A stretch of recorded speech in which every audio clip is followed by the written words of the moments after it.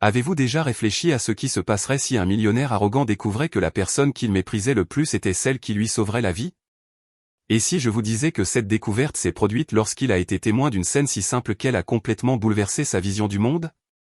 Préparez-vous, car ce que vous allez entendre vous bouleversera comme vous ne l'auriez jamais imaginé. Si vous aimez ce contenu, n'oubliez pas de vous abonner à notre chaîne. Nous mettons en ligne des vidéos tous les jours. Aimez la vidéo si vous aimez cette histoire et dites-nous d'où vous venez et à quelle heure vous écoutez dans les commentaires. C'était un jeudi pluvieux de mai à Buenos Aires, et Carlos Valente Ferreira vivait la pire journée de sa carrière. À 45 ans, il est propriétaire de l'une des plus grandes entreprises de construction du pays, Valente & Associates, avec un actif de plus de 50 millions de dollars. Carlos vivait dans un manoir de 4000 mètres carrés à Palermo Chico. Il conduisait une Porsche rouge d'un demi-million de dollars, et avait l'habitude de traiter tout le monde autour de lui comme s'il lui était inférieur. Cet après-midi-là, Carlos rentrait d'une réunion qui avait été un véritable désastre. Le consortium international qu'il essayait de conclure depuis 6 mois venait d'annuler l'affaire, emportant avec lui des millions de dollars de contrats futurs. Il avait crié sur 3 secrétaires, licencié 2 ingénieurs et insulté le chauffeur pour s'être retrouvé coincé dans les embouteillages de l'avenue Général Paz. Quand il arriva chez lui à 15 heures, beaucoup plus tôt que d'habitude, Carlos ferma le portail du garage avec tant de force que le bruit résonna dans toute la propriété. Normalement, il n'arrivait qu'après 21 heures, quand tous les employés étaient déjà partis. La maison était toujours silencieuse, propre et organisée, exactement comme il aimait. Mais ce jour-là fut différent. En entrant par la porte latérale qui donnait un accès direct à la cuisine gastronomique, Carlos entendit quelque chose qui le fit s'arrêter complètement. C'était le son d'une voix féminine chantant doucement une berceuse, mélangée au doux bruit de la vaisselle lavée dans l'évier. Carlos marcha silencieusement jusqu'à l'entrée de la cuisine et resta immobile derrière la colonne de marbre de Carrare, observant une scène qu'il n'avait jamais vue auparavant. Lucia Fernandez Gomez, la femme de ménage qui travaillait chez lui depuis 3 ans, se tenait devant l'évier, lavant la vaisselle du déjeuner. Mais ce qui attira vraiment son attention fut le petit garçon agrippé à sa jambe droite.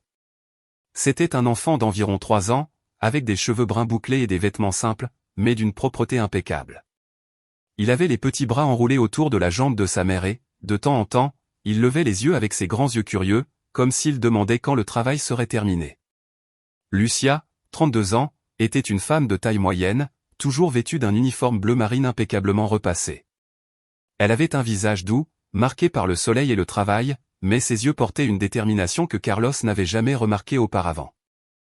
À ce moment-là, elle chantait doucement pour son fils tout en travaillant, lui caressant la tête chaque fois qu'il tirait sur sa jupe. Carlos sentit quelque chose d'étrange dans sa poitrine en voyant cette scène. Pour la première fois depuis de nombreuses années, il se souvint de sa propre enfance. Il se rappela quand il avait le même âge que cet enfant et restait collé aux jambes de sa mère, Donna Elena, pendant qu'elle lavait la vaisselle dans l'évier de la petite maison simple où il vivait à Villa Lugano, dans le sud de Buenos Aires. La famille de Carlos était extrêmement pauvre. Son père, Don Javier, travaillait comme aide-maçon et gagnait moins d'un salaire minimum par mois. Donna Elena faisait le ménage chez des familles pour compléter les revenus et, souvent, emmenait le petit Carlos avec elle car elle n'avait personne pour le garder. Carlos se rappela parfaitement à quel point il se sentait en sécurité et protégé quand il restait ainsi, collé à sa mère. Il se rappela l'odeur du savon en poudre bon marché qu'elle utilisait, la façon affectueuse dont elle lui chantait en travaillant, et à quel point il se sentait aimé même au milieu de toutes ses difficultés financières. Mais il se rappela aussi l'humiliation. Il se rappela comment les patronnes de sa mère les regardaient avec mépris, comme s'ils étaient des objets étranges dans ces maisons luxueuses. Il se rappela une fois en particulier, quand une femme riche dit juste devant lui qu'un enfant pauvre ne devrait pas être là à salir sa maison. Ce souvenir douloureux fut exactement ce qui façonna Carlos au fil des années. Il se promit qu'un jour il serait assez riche pour que personne ne l'humilie plus, et il y parvint. Mais ce faisant, il se transforma exactement en ces personnes qui l'humiliaient quand il était enfant. En observant Lucia et son fils dans la cuisine, Carlos réalisa qu'il n'avait jamais prêté attention à la vie personnelle d'aucun de ses employés. Pour lui, ils n'étaient que des personnes qui exécutaient des tâches en échange d'un salaire. Il ne savait même pas que Lucia avait un fils. Le petit garçon, qui s'appelait Daniel, commença à gémir doucement. Lucia posa immédiatement l'éponge, se pencha et prit son fils dans ses bras, lui murmurant des mots d'affection à l'oreille. Carlos observa comment elle berçait doucement l'enfant, comment ses yeux se remplissaient de tendresse et comment elle oubliait complètement le travail pour accorder toute son attention à son fils. Ce fut à ce moment que Carlos eut une perception dévastatrice de lui-même. Il réalisa qu'il était devenu exactement ce qu'il détestait le plus enfant, une personne riche et arrogante qui traitait les pauvres comme s'ils étaient invisibles. Il réalisa qu'il n'avait jamais montré la moindre once d'humanité envers aucun de ses employés. Lucia posa Daniel par terre avec quelques jouets simples qu'elle avait apportés dans un sac en plastique et retourna à l'évier pour finir la vaisselle. Carlos remarqua qu'elle travaillait méticuleusement, lavant chaque assiette et chaque verre avec un soin qu'il n'avait jamais observé auparavant. Tout devenait étincelant. Ce qui impressionna le plus Carlos fut la patience infinie dont Lucia faisait preuve. Chaque fois que Daniel tirait sur sa jupe ou faisait un petit bruit, elle le regardait avec un sourire au visage et lui disait des mots affectueux. Elle ne montrait jamais d'irritation ou de précipitation, même si elle savait qu'elle avait beaucoup de travail devant elle. Carlos réalisa qu'il ne savait absolument rien de la vie de cette femme qui nettoyait sa maison 3 fois par semaine depuis 3 ans. Il ne savait pas où elle vivait, si elle était mariée, si elle avait d'autres enfants, quels étaient ses rêves ou ses difficultés. Pour lui, Lucia avait toujours été juste la femme de ménage, une personne sans nom, sans histoire, sans sentiment.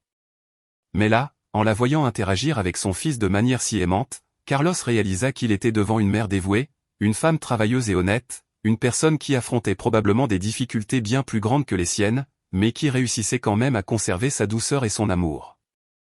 C'est alors que Carlos remarqua un autre détail qui le laissa encore plus intrigué. À côté du sac de Lucia, sur le comptoir, il y avait quelques livres. Il put voir les titres « Administration financière pour les petites entreprises », « Marketing digital en pratique et gestion d'affaires ». Carlos fronça les sourcils, confus. Pourquoi une femme de ménage lirait-elle des livres sur l'administration et le marketing? À ce moment-là, Daniel laissa tomber l'un de ses jouets et commença à pleurer. Lucia laissa immédiatement tout tomber et alla le consoler, mais cette fois, elle commença à lui parler d'une manière qui laissa Carlos complètement surpris. « Mon amour, maman va vite finir ici et ensuite nous rentrerons à la maison pour étudier, d'accord? Tu veux jouer avec les chiffres que je t'ai appris hier ou tu veux que je te lise cette histoire sur le garçon qui est devenu médecin ?» dit Lucia, caressant le visage de son fils. Carlos n'en revenait pas. Lucia enseignait les mathématiques à un enfant de 3 ans et parlait d'un enfant qui est devenu médecin. Quel genre de femme de ménage faisait cela? Maman, je veux être comme ce garçon de l'histoire. Je veux aider les gens quand je serai grand, répondit Daniel avec sa douce petite voix d'enfant. Et tu le seras, mon fils. Tu vas beaucoup étudier. Tu auras un diplôme universitaire et tu aideras beaucoup de gens. Maman travaille dur pour économiser de l'argent pour tes études, dit Lucia, embrassant le front de l'enfant. Carlos sentit sa gorge se serrer en entendant cette conversation. Il réalisa qu'il était témoin de quelque chose de beaucoup plus profond qu'une simple mère conversant avec son fils. Il voyait une femme qui, malgré toutes les difficultés, avait de grands rêves pour son enfant et était prête à travailler dur pour les réaliser. Mais ce qui se passa ensuite laissa Carlos encore plus perplexe.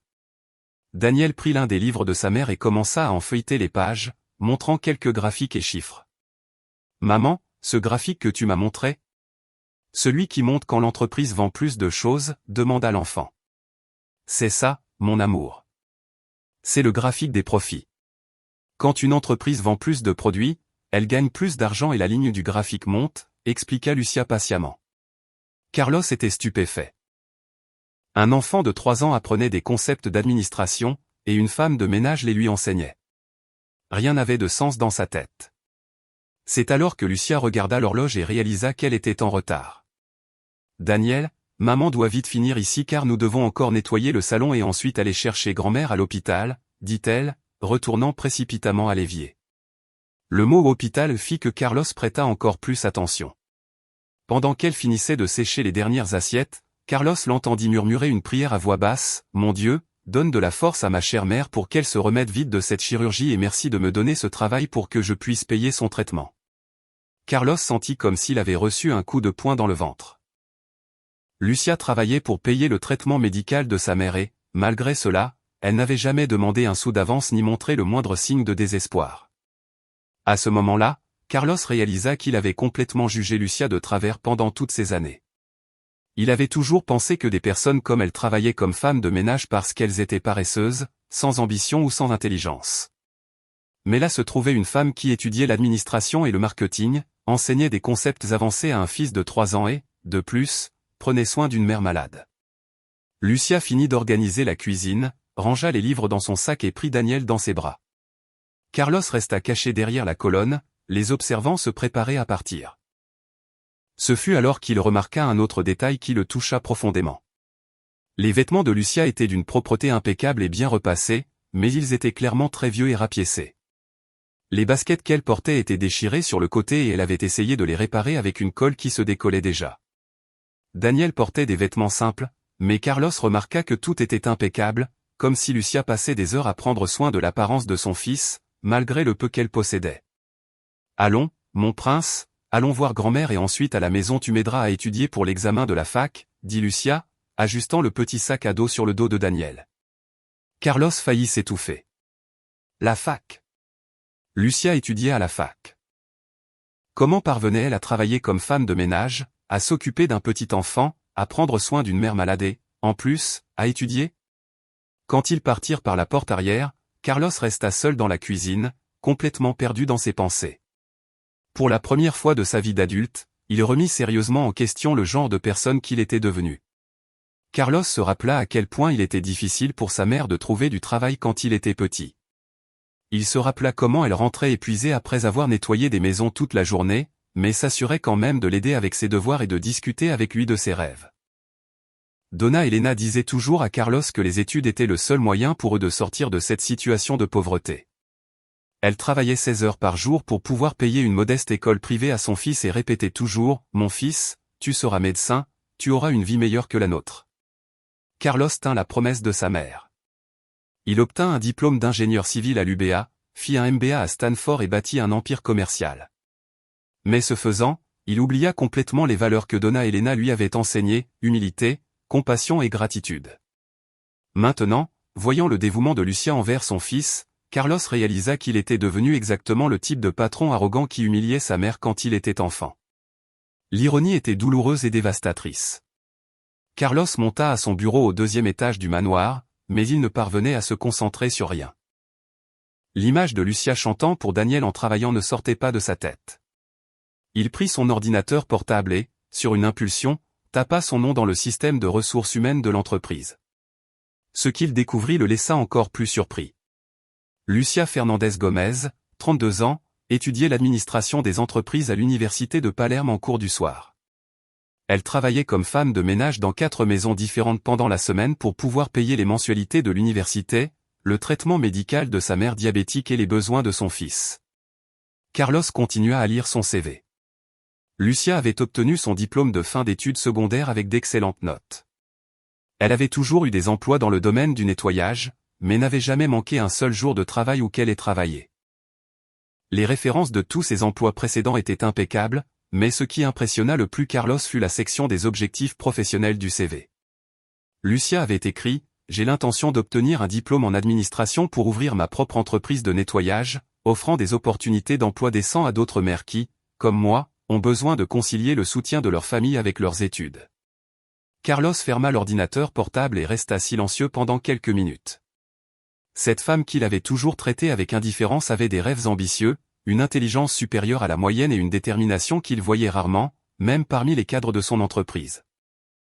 Mais il ne savait pas que l'histoire de Lucia était beaucoup plus complexe et émouvante qu'il ne l'imaginait, et qu'il découvrirait bientôt des détails sur sa vie qui changeraient à jamais la façon dont il voyait le monde. Carlos décida que le lendemain il parlerait à Lucia. Pour la première fois depuis des années, il ressentait une curiosité authentique pour la vie d'une autre personne, mais il n'avait aucune idée que cette conversation révélerait des secrets qui transformeraient non seulement sa vision de Lucia, mais aussi la sienne. Le vendredi suivant, Carlos arriva chez lui plus tôt encore, mais cette fois exprès. Il voulait trouver Lucia et discuter avec elle de ce qu'il avait vu. Quand il arriva, elle nettoyait le salon avec Daniel jouant sur le tapis à côté d'elle. « Lucia, pourriez-vous venir ici un instant ? J'aimerais discuter avec vous, » dit Carlos, essayant de paraître moins autoritaire qu'à son habitude. Lucia devint visiblement nerveuse. En 3 ans de travail, c'était la première fois que le patron lui demandait de discuter au-delà des instructions de base sur le travail. « Oui, monsieur Carlos, ai-je fait quelque chose de mal ?» demanda-t-elle, s'essuyant les mains sur son tablier.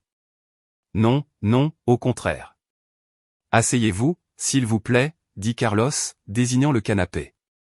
Lucia hésita. Elle ne s'était jamais assise sur aucun meuble de cette maison. Monsieur, puis-je rester debout, dit-elle timidement. S'il vous plaît, asseyez-vous et vous pouvez aussi amener votre fils, insista Carlos. Lucia s'assit au bord du canapé avec Daniel sur ses genoux, visiblement mal à l'aise avec la situation. Lucia, je vous ai vu hier étudier des livres sur l'administration. Vous faites des études universitaires, demanda Carlos. Oui, monsieur. Je suis des cours d'administration le soir. J'espère que cela n'interfère pas avec mon travail ici, répondit-elle rapidement. Non, bien sûr que non. En fait, j'ai été impressionné. Comment parvenez-vous à concilier travail, études et en plus prendre soin de votre fils? Lucia fut surprise par l'intérêt de son patron. Monsieur, je travaille du lundi au jeudi dans 4 maisons différentes. J'étudie le soir et les week-ends je m'occupe de mon fils et de ma mère, qui est malade. C'est difficile, mais j'ai le rêve d'avoir ma propre entreprise un jour. Carlos était sincèrement intéressé. Et comment se passent les études? Cela vous plaît? Les yeux de Lucia s'illuminèrent. Oh, monsieur Carlos, j'adore étudier. J'ai toujours voulu comprendre comment fonctionnent les entreprises, comment bien gérer une affaire. Ma moyenne jusqu'à présent est de 9,2. Carlos fut impressionné. 9,2. C'est excellent. Et vous parvenez à bien suivre les matières? Oui, monsieur. En fait, j'aide même certains camarades qui ont des difficultés en mathématiques financières. J'ai toujours été doué avec les chiffres, dit Lucia avec un sourire timide. Carlos regarda Daniel, qui jouait avec une petite voiture en plastique.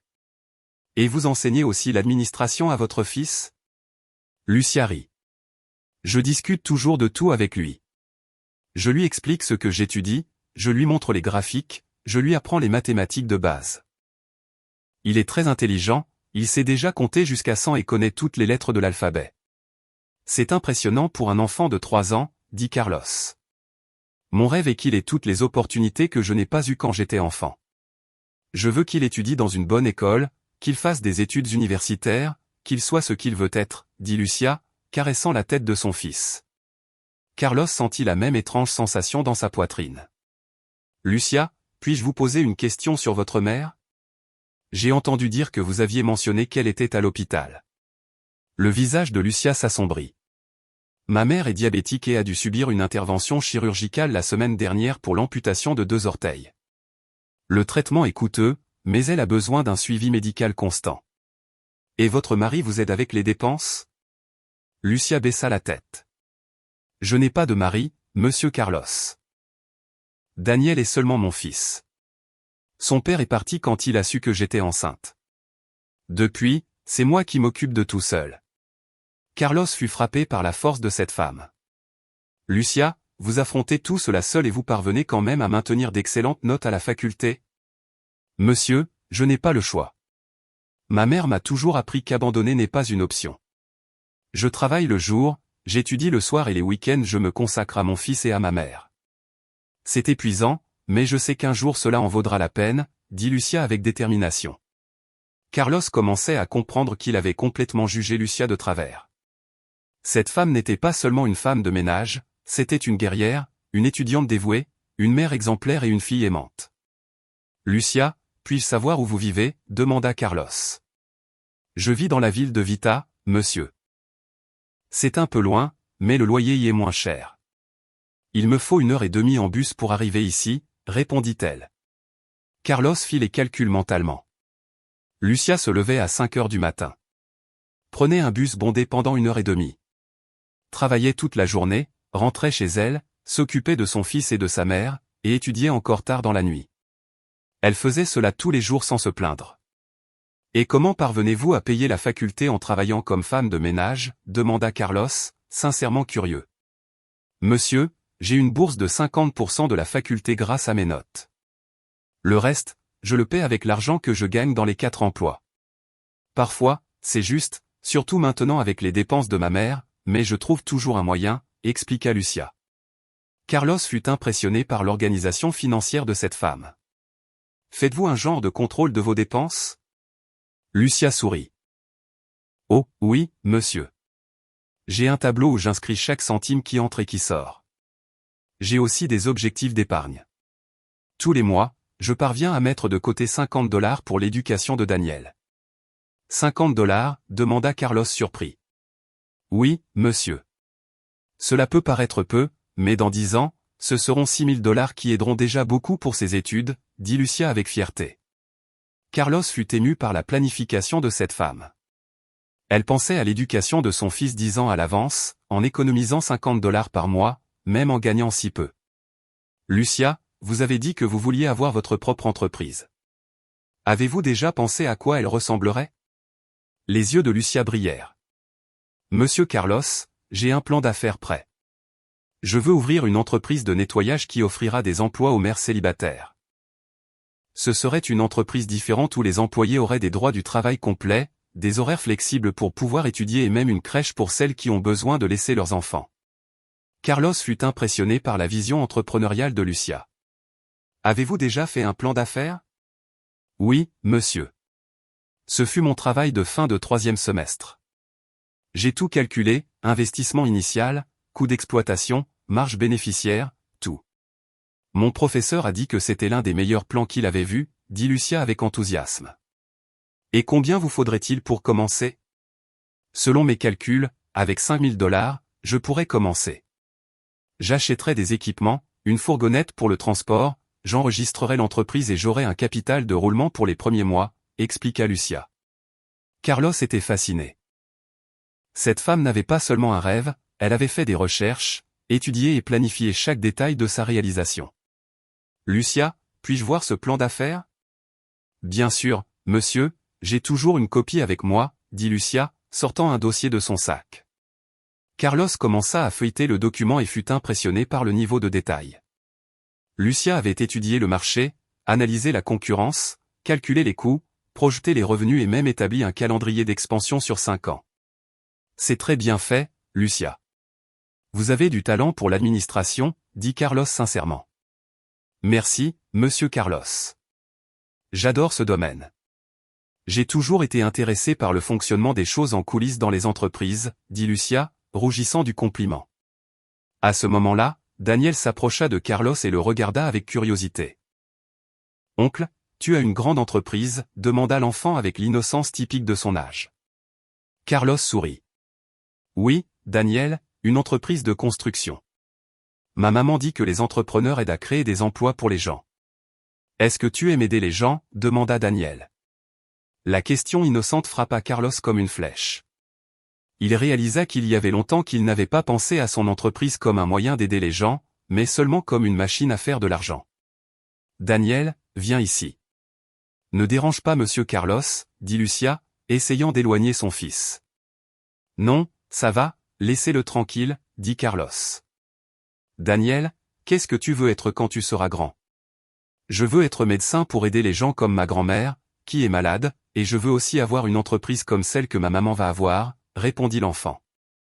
Carlos fut ému par la réponse. Cet enfant de 3 ans avait déjà des rêves altruistes et entrepreneurs. Ta maman t'apprend à être un entrepreneur? Oui.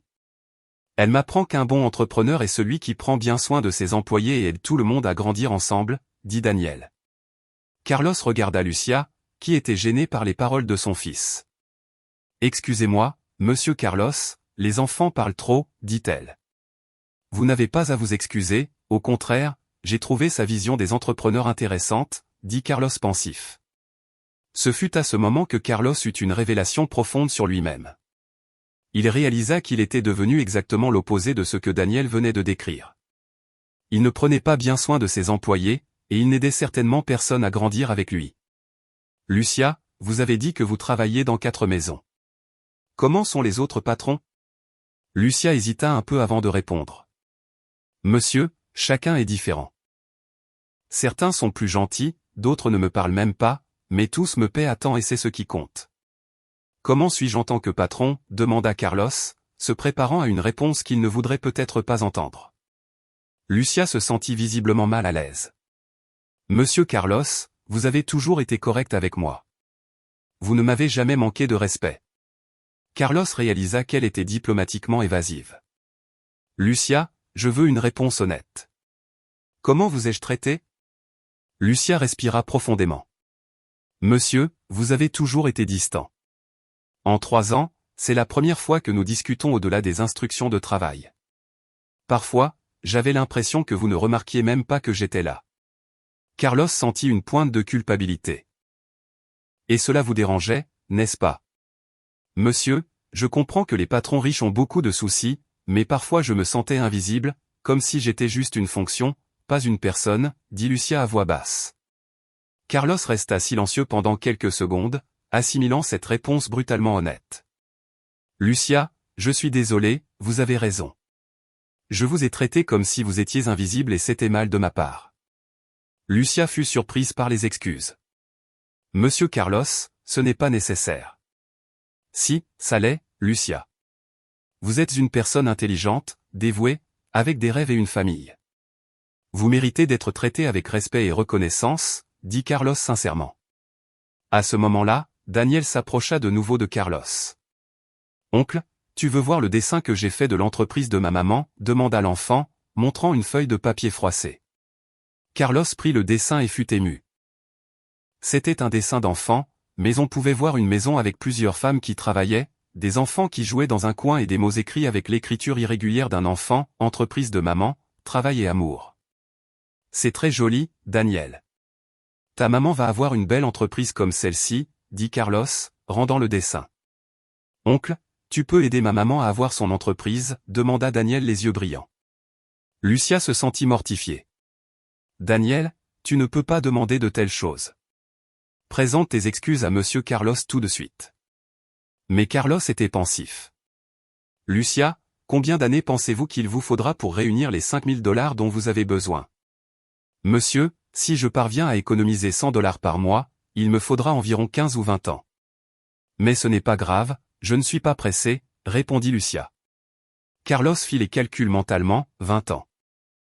Lucia aurait 52 ans quand elle réussirait à ouvrir son entreprise. Daniel aurait 23 ans. C'était trop long pour qu'une personne avec un tel potentiel attende. Lucia, j'aimerais vous faire une proposition, dit Carlos pensif.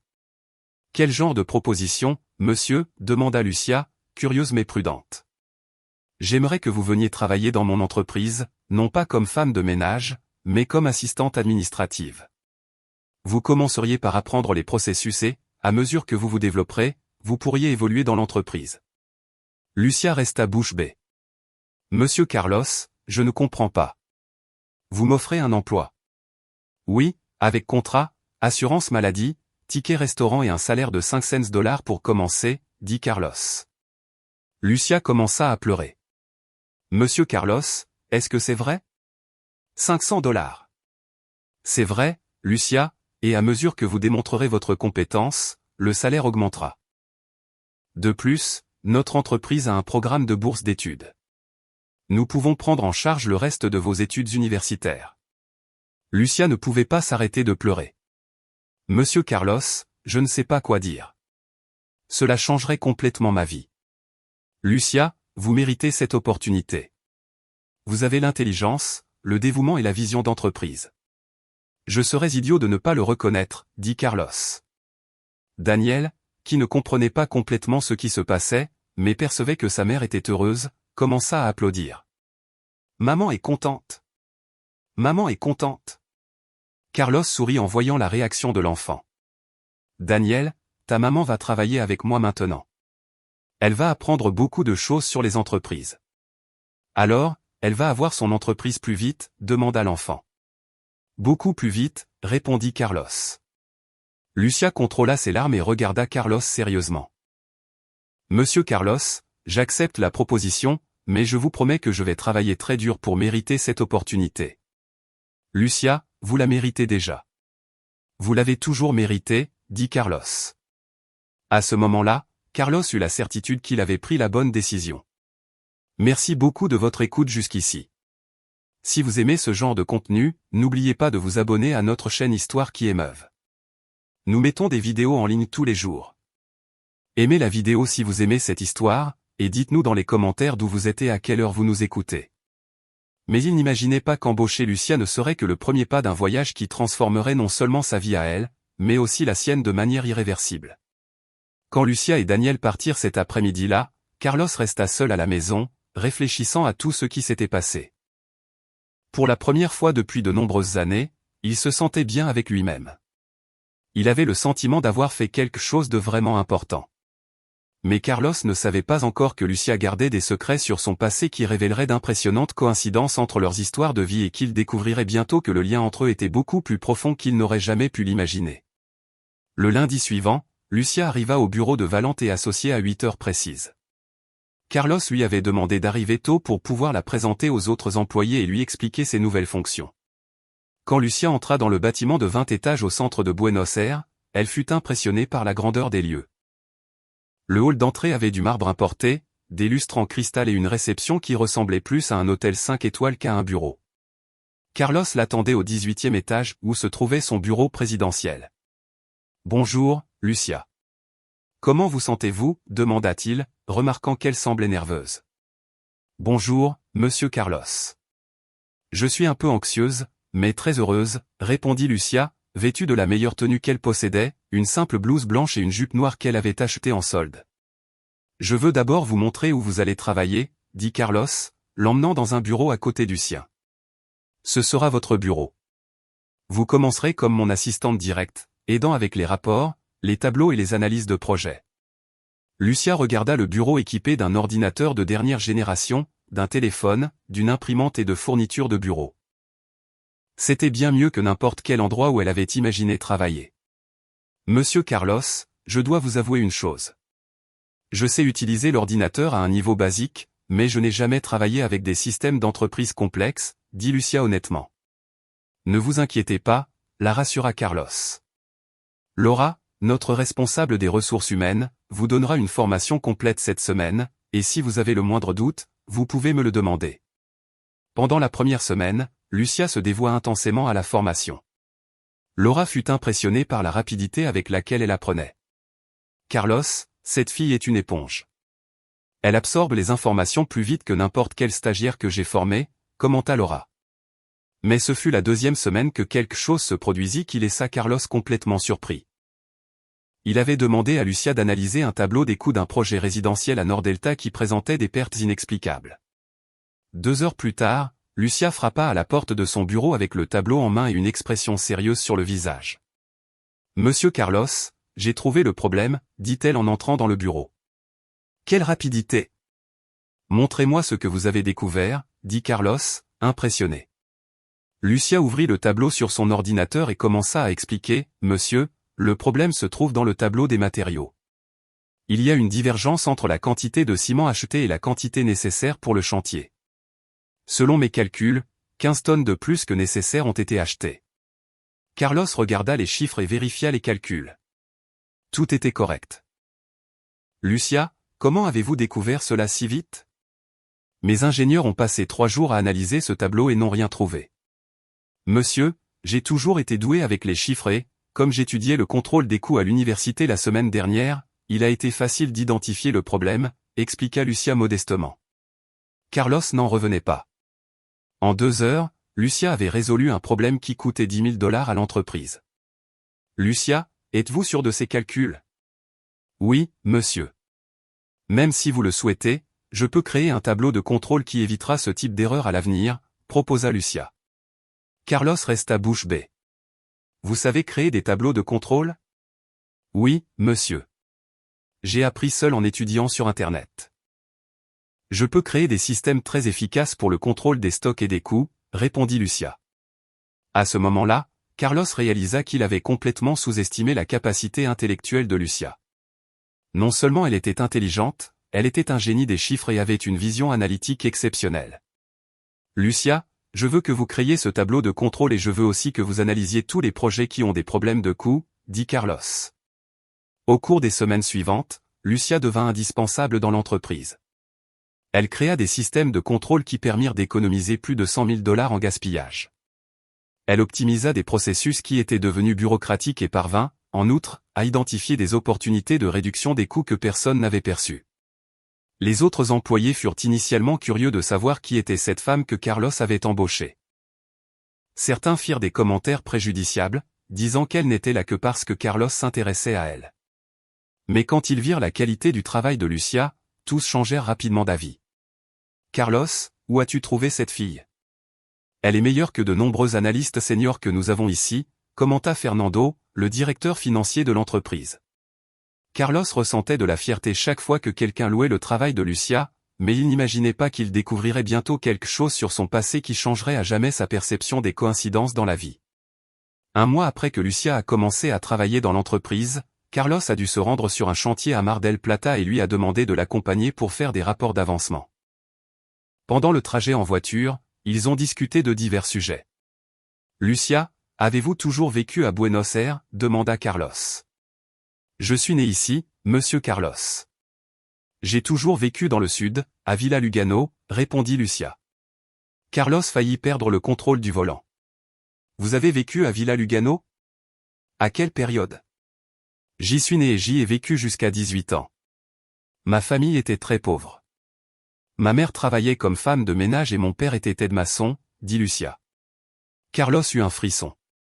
Lucia, quel est le nom complet de vos parents?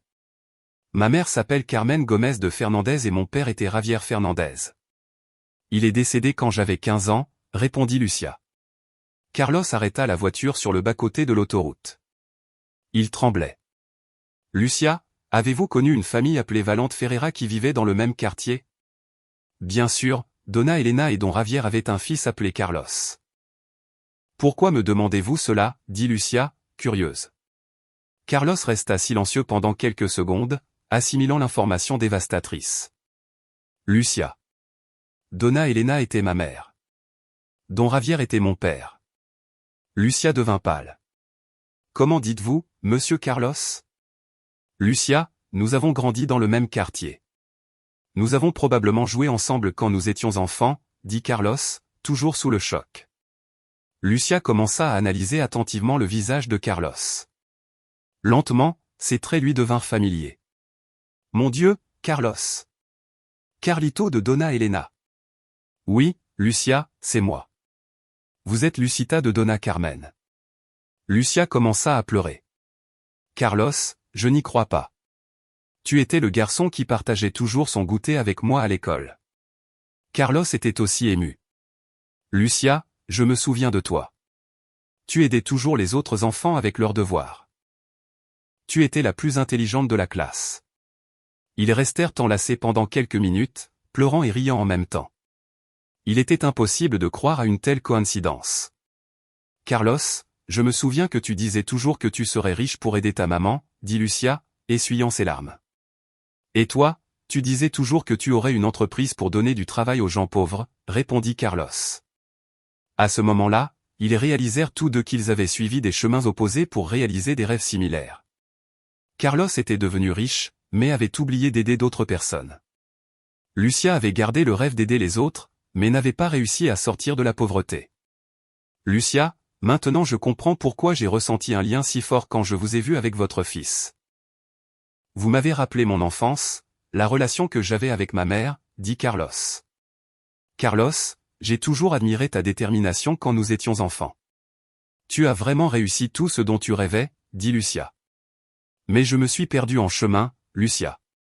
J'ai oublié les valeurs que ma mère m'a enseignées. Je suis devenu exactement le type de personne qui nous humiliait, confessa Carlos. Carlos, tu ne t'es pas perdu, tu as juste temporairement oublié qui tu étais. Mais maintenant tu te souviens, dit Lucia, touchant son bras affectueusement. Ils reprirent la route vers Mar del Plata, mais maintenant la conversation avait complètement changé de ton. Carlos commença à raconter à Lucia comment il avait bâti son entreprise, les moments difficiles, les décisions qu'il avait prises. Après avoir atteint le succès financier, je me suis éloigné de tout ce qui me rappelait la pauvreté. Je pensais que de cette façon je ne souffrirais plus jamais, dit Carlos. Mais tu as souffert d'une autre manière, tu es resté seul, observa Lucia. Carlos réalisa que Lucia avait raison. Il avait bâti un empire financier, mais il était complètement seul. Il n'avait pas de vrais amis, pas de famille, pas d'amour. Lucia, comment as-tu réussi à conserver ton humanité malgré toutes les difficultés que tu as rencontrées, demanda Carlos. Carlos, ma mère m'a toujours appris que peu importe combien d'argent tu as ou n'as pas, ce qui compte, c'est le genre de personne que tu es. Je m'en suis toujours souvenu, répondit Lucia. Quand ils arrivèrent sur le chantier à Mar del Plata, Carlos présenta Lucia aux ingénieurs comme sa nouvelle analyste des coûts, mais pendant la journée, il observa quelque chose qui l'impressionna encore plus. Lucia discuta avec tous les ouvriers du chantier. Elle posa des questions sur leur famille, sur leurs conditions de travail, sur leurs besoins. Elle les traita avec respect et une affection sincère. Donna Lucia, vous êtes différente des autres chefs qui viennent ici. Vous nous parlez comme si nous étions des personnes importantes, dit Don Antonio, un maçon de 50 ans. Don Antonio, vous êtes important. Vous construisez les rêves des gens. Il n'y a pas de travail plus important que cela, répondit Lucia. Carlos observa cette scène et réalisa que Lucia avait réussi en une matinée quelque chose qu'il n'avait jamais fait en 20 ans, gagner le respect et l'affection sincère des ouvriers. De retour à Buenos Aires, Carlos était pensif. Lucia, je veux vous faire une proposition différente. Quel genre de proposition, Carlos? Je veux que vous deveniez mon associé. Je veux que vous m'aidiez à transformer cette entreprise en quelque chose qui ait du sens, qui aide réellement les gens, dit Carlos. Lucia fut sous le choc. Carlos, vous parlez sérieusement? Associé? Complètement sérieux. Vous avez tout ce qui me manque, humanité, vision sociale, capacité à connecter avec les gens. Ensemble, nous pouvons transformer Valente et Associés en une entreprise qui construit non seulement des bâtiments, mais des rêves, expliqua Carlos. Carlos, c'est bien plus que ce que j'ai jamais rêvé. Mais, et si ça ne marche pas? Et si je n'y arrive pas? Lucia, vous avez déjà réussi.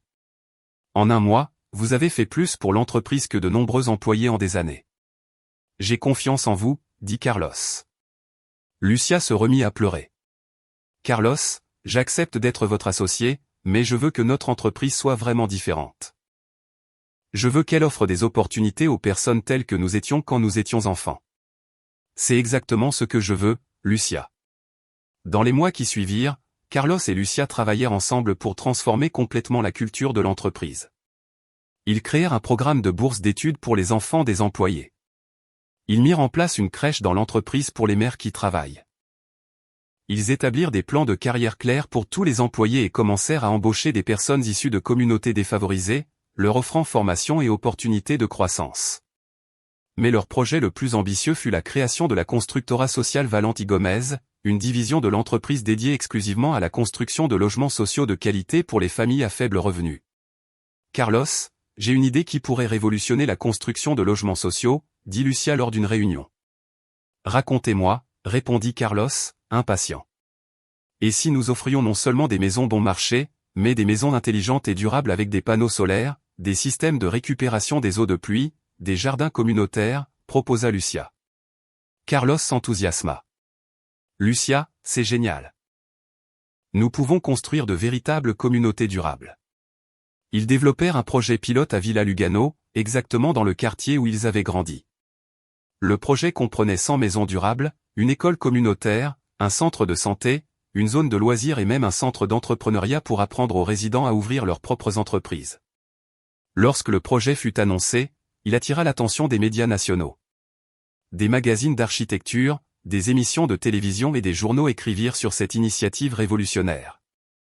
Carlos Valente et Lucia Gómez démontrent qu'il est possible de faire des affaires rentables tout en transformant la vie de communautés entières, écrivit le magazine Forbes Argentina. Mais ce qui émut le plus Carlos et Lucia fut la réaction des familles qui bénéficieraient du projet. Donna Lucia, vous réalisez le rêve de ma famille. Mes enfants auront une maison digne pour grandir, dit l'une des futures résidentes, en pleurs lors de la présentation du projet. Le jour de l'inauguration de la première phase du projet, Carlos et Lucia étaient sur scène devant des centaines de personnes de la communauté.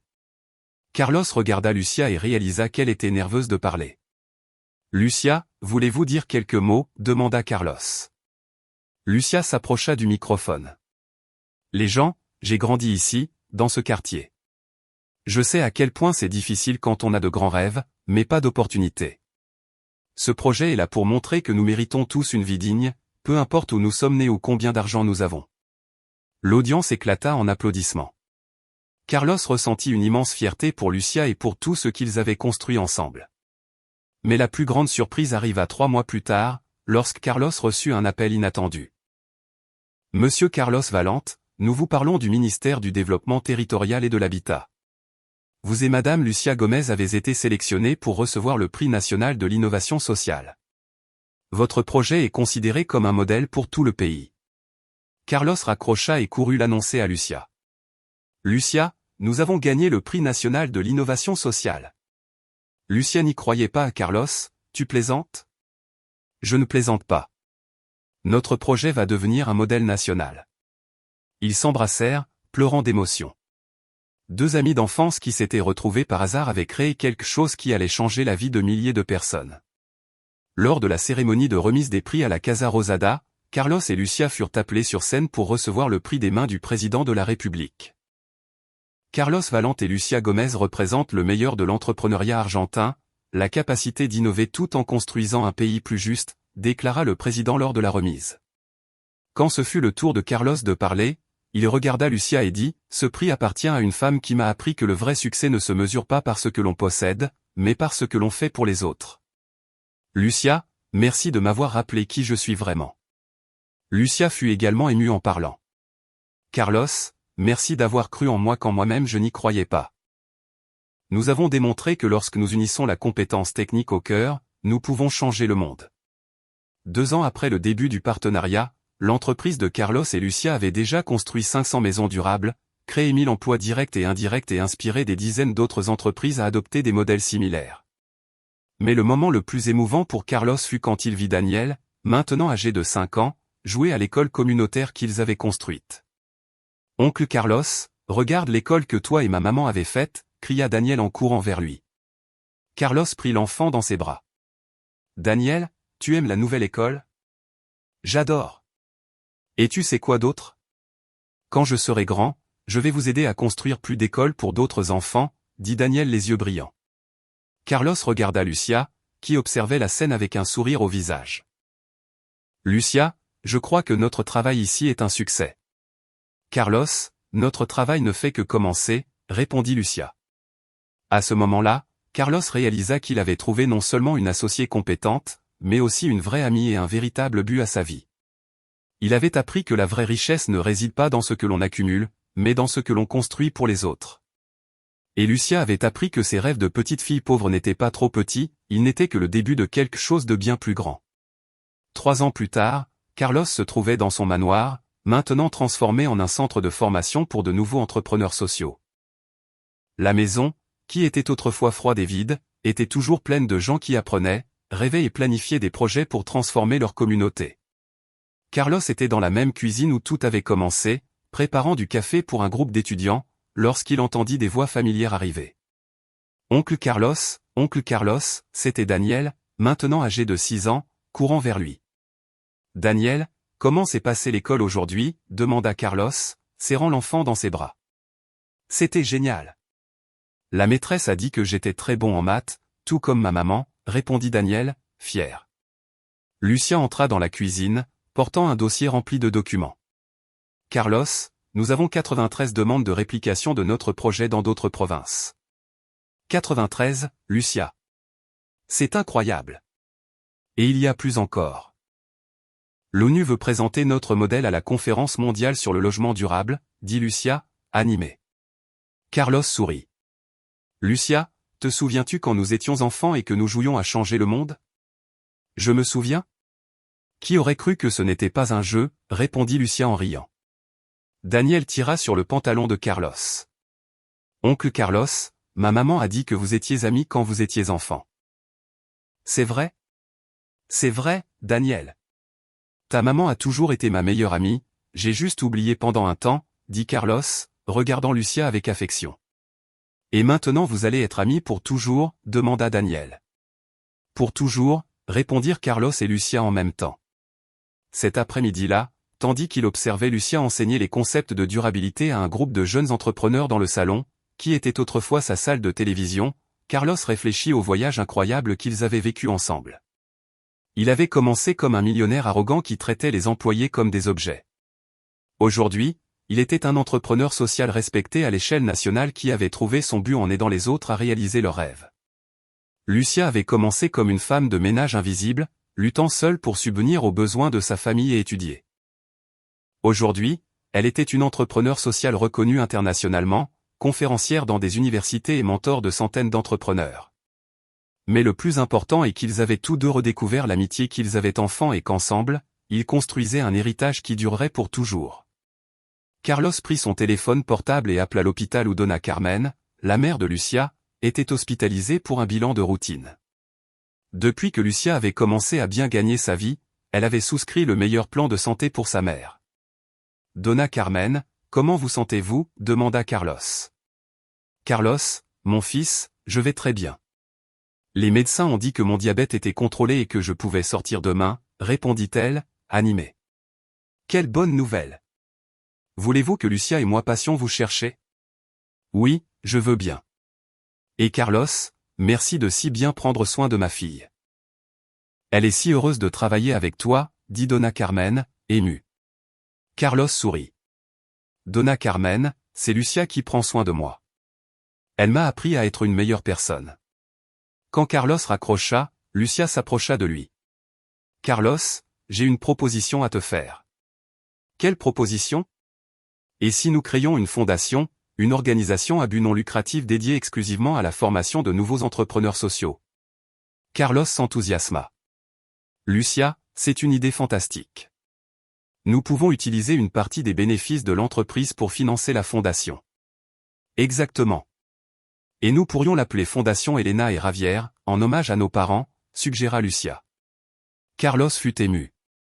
Lucia, nos parents seraient fiers de savoir que nous honorons leur mémoire de cette façon.